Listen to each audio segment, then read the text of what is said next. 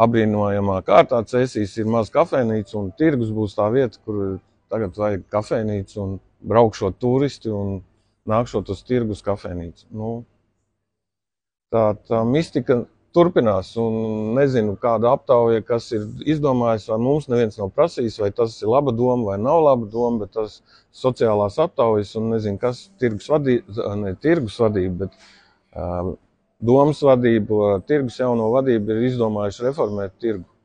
Tirgus tas ir visu cauru gadu praktiski katru dienu, ja? Jā. Izņemot svētdienas un pirmdienas.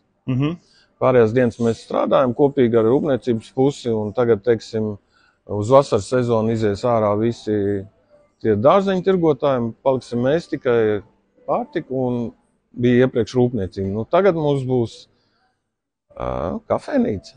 Un tā kafejnīca, es saprotu, jau būs maijā, jau sāk jau iekārtas vest un tā tālāk. Par kādiem līdzekļiem tiks iekārtots mums nestāst. Tas ir varbūt tirgus nauda vai kāda cita nauda, bet būs kafejnīca. Es saprotu, tu kandidē arī vēlēšanās no saraksta rīcību un atbildību. Pastāstīji, ko tu darītu šādā situācijā, ja tu būtu tirgu pieteikšanas? Katrā ziņā es tādu reformu pat mūsu grūtajos laikos pat neiedomātos, lai 10 uzņēmējs tagad vienkārši izlikt ārā, kuri nesuši visu laiku naudu tirgus attīstībai un tirgumu kā tādam.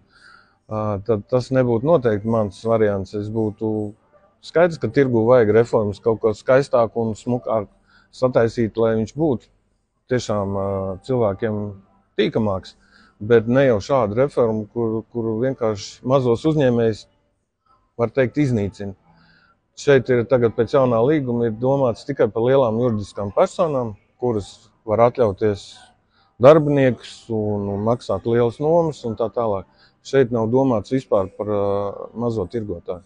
Bet tirgus jau tomēr ir nevis par lielajiem rūpniecības uzņēmumiem, tieši kā lieliem gaļas kombinātiem vai kaut ko, vai putnu fabrikām, bet par to stāsts, kad tu savā zemnieku saimniecībā izaudzē, pārstrādā, sagatavo tirgumu, izpildi visas prasības un iedot tam cēsu cilvēkam iespēju baudīt to dabisko, garšīgo tieši viņam. Tā.